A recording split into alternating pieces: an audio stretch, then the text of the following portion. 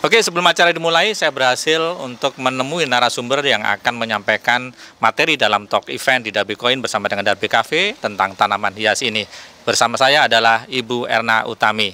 Bu, apa kabar? Baik, alhamdulillah. Baik Bu, kali ini adalah temanya tentang tanaman hias atau bisnis tanaman hias. Sebenarnya sebelum kita ngomongin tentang bisnis itu sendiri, apakah Ibu ini memulai ini sebagai sebuah hobi sebelum pandemi? Ataukah memang pada saat pandemi sehingga memandang ini sebagai peluang bisnis? Kalau saya pribadi, Natia Flora, sudah lama memulai bisnis ini, sudah 20 tahunan, jadi berangkat dari hobi.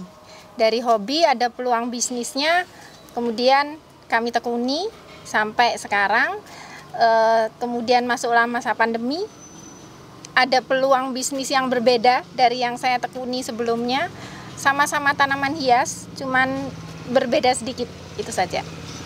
Nah Bu, untuk melihat sebuah peluang bahwa, wah ini ternyata peluang nih di era pandemi ini tanaman hias yang saya tekuni saat ini. Ibu melihatnya pada saat itu yang seperti apa Bu? Saat ini, terutama khususnya di era pandemi, itu lebih banyak, semua bisnis lebih banyak ke digital. Nah itu, yang belum saya tekuni sebelumnya, yang sudah saya tekuni sebelumnya, itu masih separuh digital. Jadi bedanya di situ. Digitalisasi untuk sebuah bisnis di era pandemi ini dan era-era setelahnya itu terletak pada digitalisasi. Nah itu, jadi di situ peluangnya ada. Dengan adanya digital kita bisa lebih membaca ini bisnis apa yang lagi booming, yang lagi dibutuhkan oleh masyarakat. Jadi disitulah kami membaca ada peluang yang sedikit berbeda dari yang sudah kami tekuni sebelumnya. Sama-sama tanaman hias, cuman beda sedikit aja model bisnisnya. Oke, kalau bisa dijelaskan Bu, model bisnisnya apakah dengan tambahan di digitalisasi tadi, ataukah mungkin ada tambahan lainnya? Karena saya lihat sekarang ini mulai kolaborasi antara tanaman itu sama industri kreatif, termasuk di dalam adalah pot, gitu kan? Ya. Itu juga semakin indah dan banyak karya-karya ke sana, termasuk dari rotan, dari rajutan dan sebagainya. Gimana Bu? Ya itu. Jadi kalau bisnis kami sebelumnya itu di jasa, di bidang jasa tanaman hias. Bekerja sama dengan perusahaan-perusahaan maupun institusi pemerintahan, baik itu berupa sewa tanaman maupun landscape, jadi pembuatan taman. Bisnis di era pandemi ini lebih ke retail, jadi tanaman hias di bidang retail yang penjualannya secara digital, begitu. Jadi untuk bisnis sewanya sendiri dan jasa landscape sendiri itu cenderung menurun justru. Nah seperti itu. Jadi tidak semua bisnis tanaman hias itu booming.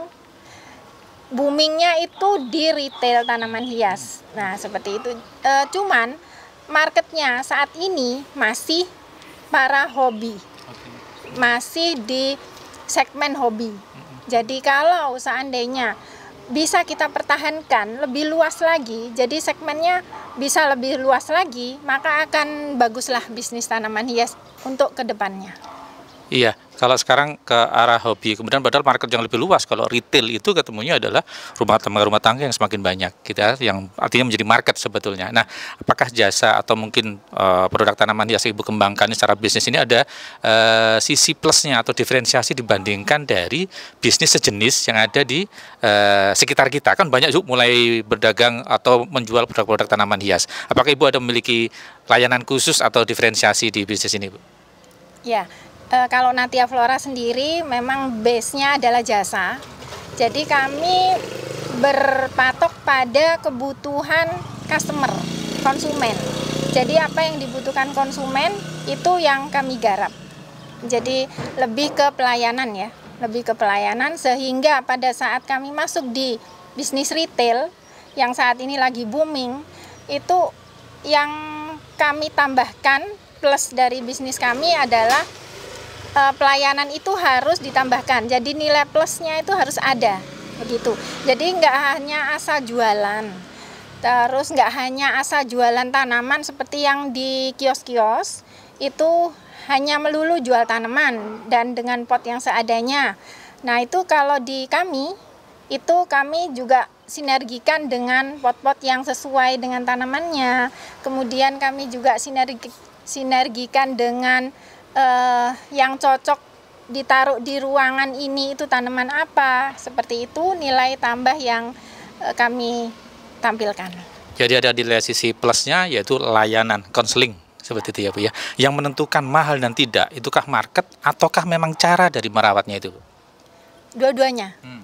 Jadi market juga, ini teori ekonomi ya. Kalau market, jadi makin banyaknya permintaan dengan sedikitnya ketersediaan barang itu otomatis membuat harga melonjak. Kemudian ada lagi plusnya, yaitu kualitas. Jadi yang membedakan antara satu plant shop dengan yang lainnya, satu tanaman dengan yang lainnya, misalnya nih sama-sama janda bolong. Janda bolong yang ini dijual murah. Karena apa? Karena masih di dalam polybag, masih baru dari petani, belum diotak-atik, belum dikasih pot, belum dikasih media tanaman yang cocok, belum ditampilkan secara eksklusif di meja atau di ruang tertentu. Nah, nilai-nilai plus ini yang membuat harga tanaman ada nilai plusnya juga, jadi ada naiknya juga. Jadi yang tanaman yang hanya dijual di polybag dengan tanaman yang sudah tampil dalam pot, sudah ada captionnya konsultasi bahwa tanaman ini cocoknya ditaruh di sini, pemeliharaannya seperti ini. Nah, itu menjadi nilai plus sebuah bisnis. Oke, kalau pertumbuhan omset Bu antara sebelum dan pandemi, apakah turun atau naik Bu? Beda Mas, jadi omset sewa tanaman hias turun, jasa landscape juga turun, sedangkan jasa retail penjualan tanaman itu menjadi naik. Oke. Seperti itu. Baik Bu, terakhir sebelum Ibu masuk ke dalam untuk memulai talk eventnya, tips untuk barangkali siapapun yang kali ini memiliki atau menginginkan untuk berbisnis di bidang tanaman hias, tipsnya apa Bu? Tipsnya yang pertama tetap berdasarkan pada koridor bisnis, lebih mengacu ke kebutuhan konsumen saat ini yang ada apa. Nah, pertama pasti itu. Yang kedua, untuk bisnis di tanaman hias, itu menurut saya itu harus ada kecintaan atau hobi. Berbeda mungkin ya dengan bisnis-bisnis yang lain, misalnya laundry, cafe, dan sebagainya, bisa dijalankan dengan SOP manajemen tertentu yang bisa dijalankan oleh siapa saja. Sedangkan bisnis tanaman hias ini harus ada rasa cinta, karena bisnis tanaman hias itu pasang surutnya agak fluktuatif banget ya.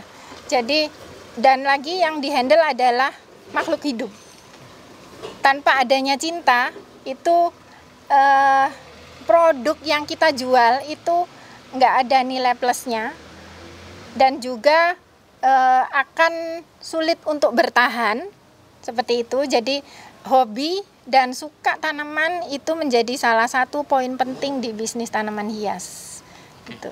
Baik Bu Erna, terima kasih banyak, sukses dengan eventnya dan sukses juga dengan bisnisnya.